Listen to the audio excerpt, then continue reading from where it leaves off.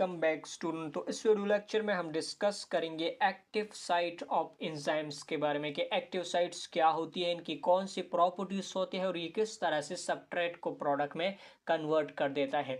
तो स्टार्ट लेते हैं एंजाइम। तो एंजाइम हमारे पास एक बायोलॉजिकल कैटलिस्ट है जो कि स्पीड अप करते हैं बायोलॉजिकल रिएक्शंस को।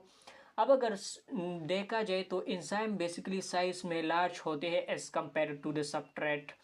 तो ये सबस्ट्रेट बेसिकली अगर साइज की बात करें तो इनका साइज स्मॉल है as compare to the enzymes.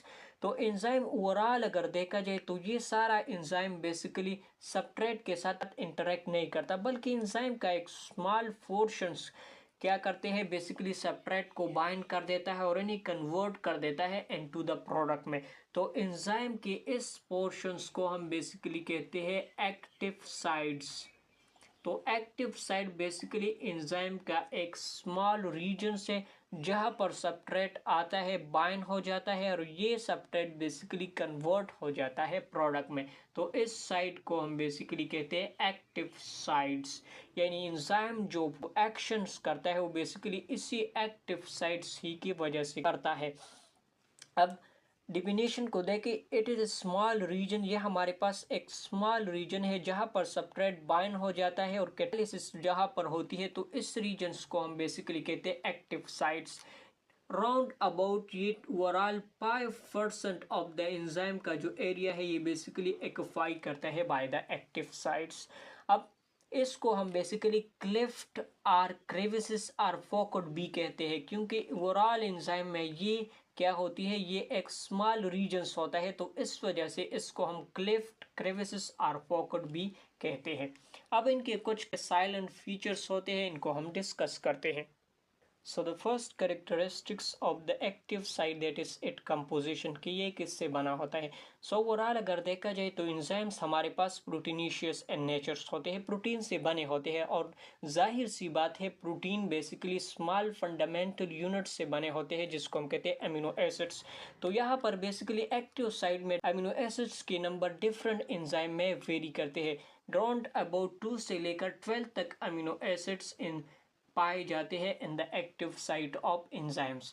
So यहाँ पर देखिए हमारे पास अब ओवरऑल अगर बात करें अमीनो एसिड्स की, तो एंजाइम में डिफरेंट अमीनो एसिड्स होते हैं। तो ये जो एंजाइम अमीनो एसिड्स है ये बेसिकली हम बात करते हैं इन द एक्टिव साइट।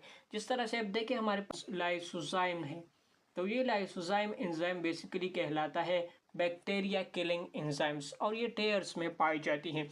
तो इनमें ओवरऑल बेसिकली ये बना होता है 129 अमीनो एसिड से और इनका जो एक्टिव साइट से ये बेसिकली बनाता है अमीनो एसिड नंबर 35, 52, 62, 63 एंड 101। तो यहाँ पर ओवरऑल देखिए तो 129 अमीनो एसिड से सारा एंजाइम बना होता है और इनका एक्टिव साइट बेसिकली इनमें ये 5 अमीनो एसिड्स पाए जाते हैं। Amino acid number 35, 52, 62, 63 and 101 amino acid ये बनाता है लाइसोजाइम का एक्टिव साइट्स। नेक्स्ट प्रॉपर्टी को देखें, enzyme are specific and functions due to the active sites. तो एंजाइम एक ही पार्टिकुलर सबस्ट्रेट पर काम करता है, तो इसको हम कहते हैं स्पेसिफिसिटी ऑफ एंजाइम। और ये जो स्पेसिफिसिटी होती है ये बेसिकली एक्टिव साइट्स ही की वजह से होती है। थर्ड देखिए the substrate bind to the active site. अब ये जो हमारे पास एंजाइम है, लेट्स सपोज ये हमारे पास एंजाइम है और ये एंजाइम बेसिकली क्या करते हैं, ये सबस्ट्रेट को बाइंड कर देते हैं। तो ये जो बाइंडिंग्स होती है सबस्ट्रेट और एंजाइम्स के दरमियान ये basically weak non covalent bonds होते हैं। ये नोट करें, एमसीक्यूज के लिए इंपॉर्टेंट है। नेक्स्ट है कि द एंजाइम में हैव 1 और मोर एक्टिव साइट। अब अगर नंबर्स की बात करें कि एक एंजाइम में कितने एक्टिव साइट्स हो सकते हैं, तो ये वेरी करते हैं। कुछ एंजाइम जैसे हमारे पास सेलेवरी एमाइलेस है, पेप्सिन्स वगैरह है, तो इनमें एक एक्टिव साइट्स पाया जाता है। इसके अलावा हमारे पास डीएनए पॉलीमरेज है जिनमें एक से ज़्यादा एक्टिव साइट्स पाई जाती है। यानी एंजाइम में एक या एक से ज़्यादा एक्टिव साइट्स हो सकती है। अब अगर अमीनो एसिड्स की बात करें तो ज़्यादातर जो अमीनो एसिड्स पाए जाते हैं in the active site of enzyme है, इनमें ग्लूटामेट है, एस्पार्टेट है, हिस्टिडीन है, टायरोसिन है, लाइसिन है, सिस्टीन है, सीरीन है।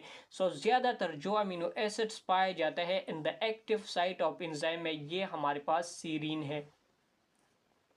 अब ये जो एक्टिव साइट्स है इसके अंदर हमारे पास फर्दर टू साइट्स है, एक को हम कहते हैं बाइंडिंग साइट्स और दूसरा कहलाता है कैटालिटिक साइट्स।